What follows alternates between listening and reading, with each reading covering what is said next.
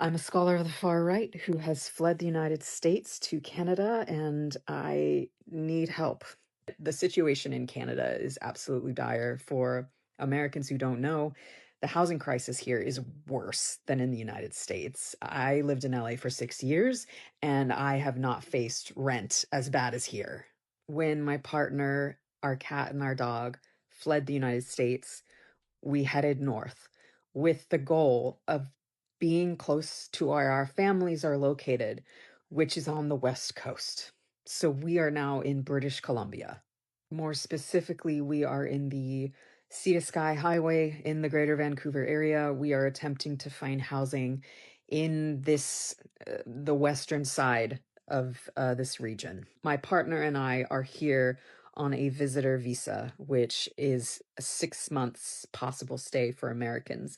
But while you're here on a visitor visa, you can't work. So we are currently surviving off of what savings we could get together before we fled the United States. And that's not terribly much. And in Canada, I think it's actually the cost of living crisis is worse here, especially when you are shut out of the healthcare system, when you can't access any of the resources that Canadians have access to. And that's understandable. I'm not a citizen of the country, but it is making the financial situation dire because we can't work. Because there are two adults, a cat and a dog, we are looking for more than a room. Oh well, nobody could have seen that coming, right? And listen, I hope she gets the help that she needs, right? I never ever want to see anybody suffer, right? I hope, somebody helps her out.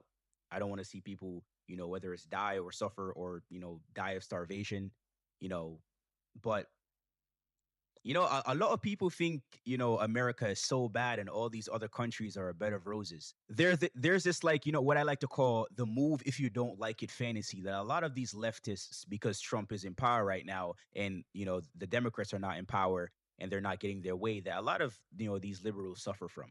Taxes are crazy in Canada and cost of living is crazy in Canada and healthcare wait times are crazy in Canada. I know because I have family members there.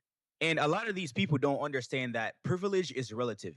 It's so easy to call America terrible when you live in it. But what they don't realize is that they've never ever been to these other countries. Normally I would give an example of like a third world country, but Canada is a first world country in the West. And even there, it's very bad. So you can only imagine what other people in third world countries and, who are much less fortunate than us are going through. But yeah, a lot of Americans do not understand how much flexibility and opportunity they actually have until they lose it.